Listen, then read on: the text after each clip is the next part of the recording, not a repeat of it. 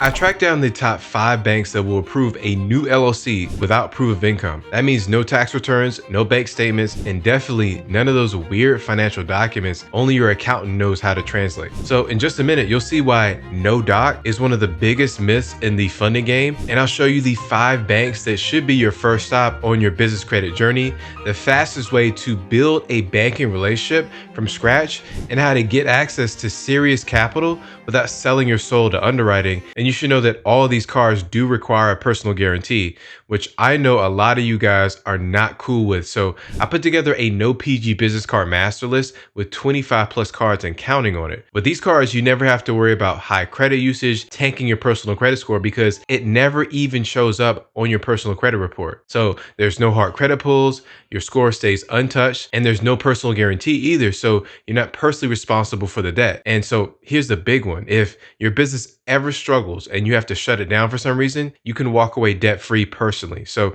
if you want instant access to the no PG business card master list, just hit that link below. Now, everyone's talking about no doc funding right now, but 90% of what you're hearing is hype. So before we dive into which banks actually offer it, let's clear up the confusion. When you hear someone say no doc loan, you might picture walking into a bank, flashing your LLC paperwork, and then walking out with 50K. But here's the truth. No doc doesn't mean zero paperwork. Most of the time, it just means less paperwork. The internet makes it sound like there's this magical funding that requires no tax returns and no bank statements and no proof of income and no questions asked. But in reality, unless you're going for 0% interest business credit cards, that fantasy just falls apart real quick. These cards are the only true no doc option because the decision is based almost entirely on your personal credit, not your income, not your business history, not even your paperwork stack. So everything else that people lump into the no doc category, like merchant cash advances or MCAs or invoice factoring or revenue-based loans, still require documentation, just a bit less of it. So with those, think about recent bank statements or linking your bank account via Plaid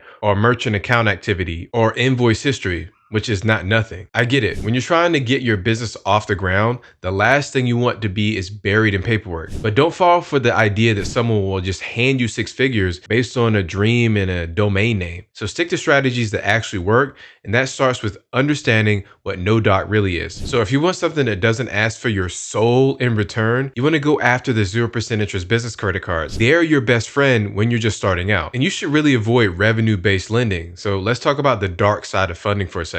You're a few months into your business, right? Cash is tight, and someone says, hey, you can get funding tomorrow. No credit check, no problem. Just apply for this merchant cash advance. That sounds tempting, right? But let me warn you that quick money can turn into regret if you don't have the right expectations. So MCAs promise speed and flexibility, but they come with strings attached. They don't take monthly payments like a normal loan does. They take money weekly, sometimes even daily, directly from your business bank account. That means every morning, before you even check your email or brew your coffee, they're already pulling money out of your account. And the cost, brace yourself, the interest rates can go from 30% all the way up to 50%. And if you miss a payment or fall behind, they'll slap you with a lien on your merchant account. That means they can take your revenue before you ever see it. So imagine doing all the work, making the sales, and watching your profits just disappear before it even hits your hands. And then there's invoice factoring. It looks harmless, but it's still dangerous on paper. And I see invoice factoring sounds more reasonable. Just sell your unpaid invoices to get quick cash. That's what they say. But here's the catch. You need to show 3 to 6 months of consistent invoice history. This only works if you're already billing clients on net 30 or net 60 or net 90 terms. And even then, it's usually at a steep discount. You'll get less than the invoice value, and the factoring company takes a cut every time. It's like selling your future money at a discount today. And if you're just trying to stay afloat, that's not a sustainable solution. But here's when revenue-based lending actually makes sense. But I just want to be fair. Not all MCAs and invoice factoring are evil. In fact, for the right business at the right time, they can be a decent tool to use. They're really not designed for beginners or businesses struggling to stay afloat. They're designed for established companies with predictable cash flow who need a short-term cash injection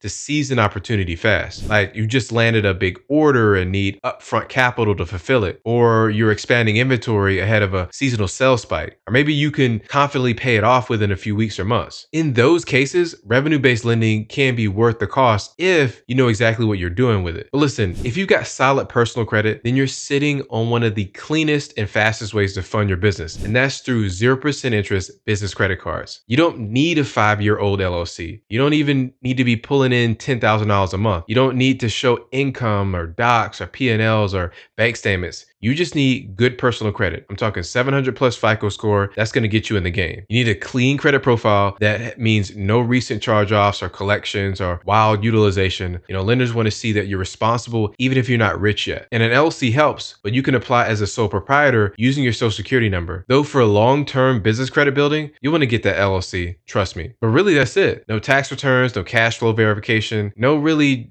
prove to me that your dream is real paperwork. Just your credit and a well-structured application. And if you've been stressing about how to fund your business, especially in the early stages, these business credit cards with 0% APR are the equivalent of someone just handing you money and saying, hey, go build something. We'll talk about interest next year. And these intro periods usually last from 6 to even 18 months. That's a full year and a half to build out your offer or run ads and test your market or buy equipment or inventory and just cover those operating costs without paying a dime in interest. Treat this credit like a temporary business loan, but one that doesn't require tax returns or proof of revenue or a long application process. Now, you might be asking, what happens after that 0% interest period ends? And here's where most people panic. They're like, what if I don't pay it off in time? Am I screwed? Well, not if you're smart. So when that 0% interest period does expire, you simply do what savvy entrepreneurs do. You balance transfer it to another 0% APR card. This resets the clock and keeps you from paying 18 to 25% interest. And it gives your business even more time to turn that borrowed money into a bag. Now let's get into the best banks for high limit 0% APR business credit cards. And if you know how to position yourself,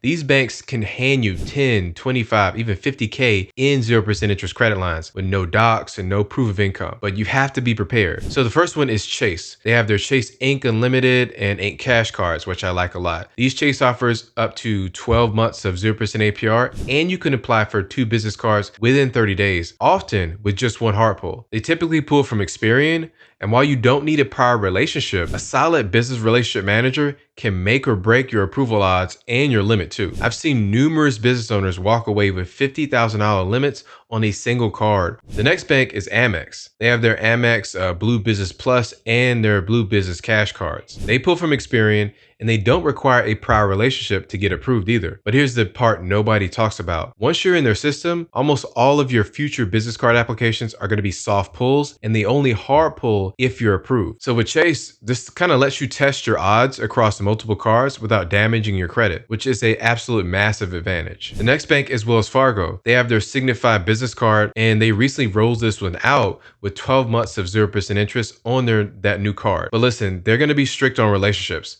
You'll need to have a personal or business checking account or a Wells Fargo credit card for at least 60 days before applying for this business card. They're now mostly pulling from Experian too, and seasoned accounts can lead to better limits. So what I do with them is open that business checking account first and then let it season, then you can apply for the card. The next bank is US Bank, and they have their business triple cash card and their platinum card, which I like the most. And the platinum gives you up to 18 months of 0% interest. And they do not require a prior relationship to apply. They pull from TransUnion primarily, and once you got some business revenue, they open the door to the quick loans and lines of credit and the cash flow business lending program that they have. I really think this is a strong option if you're looking for a long-term lending partner that you can grow with. The next bank is Bank of America. They have their American Business Advantage cards, and they're going to give you 0% APR for up to 9 months. But getting high limits usually requires a well-seasoned account and an existing banking relationship. They pull from TransUnion as well, and they prefer to see established deposit behavior before approving larger limits. So what I do with them is I start with a business or personal checking account for 90 plus days before applying to get the best shot. You really want to build a relationship before you apply. So this isn't like walking into a Target and just grabbing a store card on a whim. When it comes to business funding, many banks tend to be more old school and relationships matter. You could even think about it like dating.